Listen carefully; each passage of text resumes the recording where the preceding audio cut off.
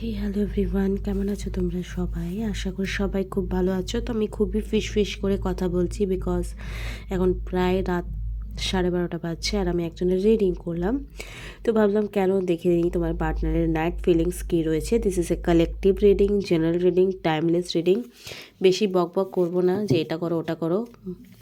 ভালো যদি লাগে তো আপনি যেগুলো করতে হয় সেগুলো করে নেবে। পার্সোনাল রিডিংয়ের জন্য তোমরা সেশন নিতে পারো। হোয়াটসঅ্যাপ নাম্বারটা ডিসক্রিপশন বক্সে দেওয়া আছে, কেউ কল করবে না, মেসেজ করবে। ফি স্ট্রাকচার কন্টিনিউ জানতে পারলে ভালো লাগলে জানতে পারবে, আর ভালো লাগলে কন্টিনিউ তোমরা করতে পারো। তো চলো দেখে নেব তুমি যে পার্সনটার সাথে রিলেশনশিপ আছো বা যার সঙ্গে তোমার কোনো রকম কথাবার্তা কিচ্ছু হচ্ছে না, নাথিং, তার কারেন্ট ফিলিংস রাইট নাও কী রয়েছে। Please divine guidance me. Om Shri মহাকালিকায় নমঃ, ওম শ্রী মহাকালিকায় নমঃ, ওম শ্রী মহাকালিকায় নমঃ। জয় মা Tara. Knight feelings for you, victorious and stable love. দেখো, একটা রাজকুমার আসছে ঘোড়ায় চেপে, অ্যান্ড বলতে পারো যে তুমিও কিন্তু তার জন্য ওয়েট করছো যে সে আসুক আর তোমার হাতটা ধরুক। তুমি হাতটা বাড়িয়ে রেখেছো, তো তোমার হাতটা কিন্তু যে কেউ ধরবে না, কিন্তু ধরবে তোমার পার্সন যার জন্য তুমি ওয়েট করছো। তো অবভিয়াসলি তোমার কথা সে ভাবছে। সিচুয়েশন যদি এতদিন কোনো রকম চেঞ্জেস আনেনি, তো হ্যাংম্যান কার্ড কিন্তু এরকম করলে কি হচ্ছে, জয়কে রিপ্রেজেন্ট করছে। সিচুয়েশন যা আছে তার উল্টো হবে। যদি একেবারে নো কন্ট্যাক্ট বা খারাপ বা মনের মতো না হচ্ছে, তো 100% সিচুয়েশন তার মধ্যে চেঞ্জেস আনবে। অ্যান্ড যদি থার্ড পার্টি ইস্যু রয়েছে, 100% অনেকেরই কিন্তু থার্ড পার্টি, দেখি তোমরা কার্ডসগুলো ভালো করে দেখতে পাচ্ছ না, যাদের যাদের থার্ড পার্টি সিচুয়েশন রয়েছে তাদের বলে রাখি যে তাদের কিন্তু থার্ড পার্টি ইস্যু চলে যাবে। ঠিক আছে, কেন বলছি সেটাও তোমাদেরকে থ্রু দ্য রিডিংস দেখিয়ে দেব কাদের কাদের এই মুহূর্তে। বিকজ এখানে যে 7 অফ সোর্সে কার্ড এসছে, এখানে কিন্তু দেখাচ্ছে যে থার্ড পার্টির ইনভলভমেন্ট স্ট্রংলি থাকলেও সে কিন্তু ultimately end of the situation তোমাকেই চুজ করেছে। মানে এখন হয়তো তার লজিক্যাল মাইন্ড আউট হয়ে গেছে আর তার লাভওয়ালা ফিলিংস জেগে উঠেছে যে না না, তোমাকেই চুজ করতে হবে, হাজার থার্ড পার্টি থাকুক না কেন।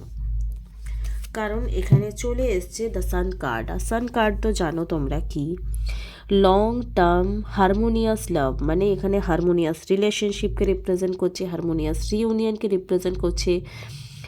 দুজনে একসাথে হয়তো অনেকটা টাইম স্পেন্ড করতে পারো, এরকম সিচুয়েশন ক্রিয়েট হতে পারে। তোমার পার্সনের মাইন্ডে এটা আসতে পারে যে না না, চলো সব আবার প্যাচ আপ করে নিই, রাইট? তো কাদের কাদের এই রিডিংসটা, নাইট থটটা ভালো লাগছে, আর নেক্সট অ্যাকশন কি হবে সেটা আমরা দেখে নেব। Next action, please divine guidance me. Night feelings দেখাচ্ছি, ঠিক আছে?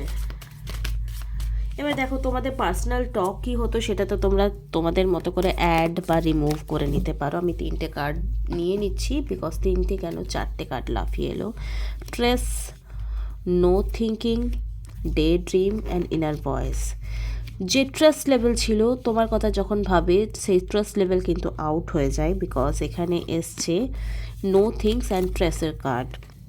তো যদি চিন্তা থাকুক বা কেউ সিচুয়েশনই ওকে নাচাচ্ছে প্রত্যেকটা মুহূর্তে, আর জোকারের মতো নেচে উঠছে চোখ বন্ধ করে, কোনো রকম স্টেপ নেওয়ার কন্ডিশনে নেই, কিন্তু যখন রাত হয়, নো থিংস, কোনো রকম চিন্তা তার মাইন্ডে আসে না, তখন আসে কি তোমার কথা। এখানে তার ড্রিমের কথা এলো, মেবি তোমাকে নিয়ে স্বপ্নও দেখতে পারে, কোনো গুড সাইন দেখতে পারে। অনেক সময় কি হয়, ধরো কনস্ট্যান্টলি তুমি তাকে বলছো যে yes I love you, come back my life, something, but সে কোনো রকমই হিলছে না, টাচে মাস হচ্ছে না। তো ডিভাইন কিন্তু ইন্টারফেয়ার করে অ্যান্ড তাকে কোনো ড্রিমের থ্রু কোনো সাইন দেখায় বা কোনো থট কনভার্ট করে, তার মানে তার মাইন্ডে কিন্তু পুশ করে দেয় যে দেখ ভাই, তুই শুনছিস না, তোকে আমি ড্রিম দেখাচ্ছি। আর যখন স্বপ্ন দেখে তখন কিন্তু কি ও বুঝতে পারে না, something happen in this situation, কিছু তো ব্যাপার আছে, নাহলে কেন আমি এই মেয়েটাকে নিয়ে বা ছেলেটাকে নিয়ে স্বপ্ন দেখবো। তো এটা এনার্জেটিক্যালি জেনারেল রিডিং কেউ বেশি গায়ে মেখে গদগদ হবে না, আর খুব বেশি জাস্ট লাইক এ ফান হিসাবে নিতে পারো। যাদের মনে হচ্ছে যে না একটা পার্সোনাল সেশন নিতে পারি বা নেওয়া উচিত, একটু নিজের জন্য ইনভেস্ট করো যদি খুব কোনো রকম বড় রকম মানে প্রবলেমস চলছে। ইনার ভয়েস কিন্তু তোমার নিয়ে মানে আমি যেটা বারবার বলি যে আমরা সারাদিনে যতই লজিক্যাল মাইন্ড নিয়ে কাজ করি না কেন, আমাদের রাতের বেলায় কিন্তু একটা বিবেক বলে জিনিস আছে, সেটা কিন্তু না সুইচ অফ থাকার থেকে সুইচ অন হয়ে যায়। তো অন্তরাত্মা কিন্তু তাকে বলছে যে ভাব, ওর জন্য অ্যাকশন নেই, অ্যান্ড পিসফুল মাইন্ড হয়ে তোমাকে বিনা জাজমেন্ট মাইন্ড নিয়ে ভাবে। এর থেকে বেশি কি হতে পারে? এটাই তো স্টেপ বাই স্টেপ পজিটিভ দিকে কনভার্ট করার চেষ্টা করে। তার এই নাইট থিঙ্কিং জানার পর তুমি নিশ্চয়ই খুব গদগদ হয়ে গেছো, খুশি হয়ে গেছো। তো এই পজিটিভনেসটা তার কাছে কতটা যাচ্ছে, যাওয়ার পর তার নেক্সট অ্যাকশন কী হতে পারে, নেক্সট 7 ডেজে তার কি অ্যাকশন হতে পারে তোমাকে নিয়ে। যদি খুব বড় রকম প্রবলেমস হয়েছে তো ওটা একটু বাড়ি নেবে, 1 মান্থের মধ্যে কি অ্যাকশন হতে পারে। আর যাদের খুব হালকা ফুলকা ঝামেলা হয়েছে তাদের জন্য নেক্সট অ্যাকশন তোমার পার্সন কি নিতে পারে। Please divine guidance me. এই মুহূর্তে আমার ভিউয়ারকে নিয়ে তার স্পেসিফিক পার্সন কি অ্যাকশন নিতে পারে। এটা না আমার খুব প্রিয় কার্ডস হয়ে গেছে, আই ডোন্ট নো বাট হয়ে গেছে। ওকে, এখানেও হ্যাংম্যান কার্ড এসছে। পুশ মানে কি surrender, letting go, new prospective, alignment, acceptance deep inside, sacrifice, change and release. Water element কিন্তু খুব ফাস্ট ফরওয়ার্ড মুভমেন্ট হয়। তো এখানে নেপচুন অ্যান্ড পাইসিস রয়েছে। এখানে পজ মানে এতদিন যে থেমে ছিল, যে পুরনো জিনিস নিয়ে ফেসে ছিল সেটাকে কিন্তু লেটিংয়ে করবে, যে চলো যা হয়েছে হয়েছে, ফাইনালি এসব নিয়ে আর ঘ্যান ঘ্যান করতে ভালো লাগছে না, বা এবারে চলো অন্য কিছু করবো, অন্য কিছু নিয়ে একটা ভালো থাকা যাবে। তো নিউ প্রসপেক্টিভ তার লাইফে আসবে। অ্যালাইনমেন্ট মানে আমরা যেটা পেতে চাইছি সেটা পাওয়ার মতো পরিস্থিতি বা সার্কামস্ট্যান্সেস তৈরি হওয়া। ধরো তো যদি তোমার থার্ড পার্টি ইস্যু ছিল, থার্ড পার্টি নিজেই তোমার পার্সনকে ছেড়ে দিল, এটাও হতে পারে।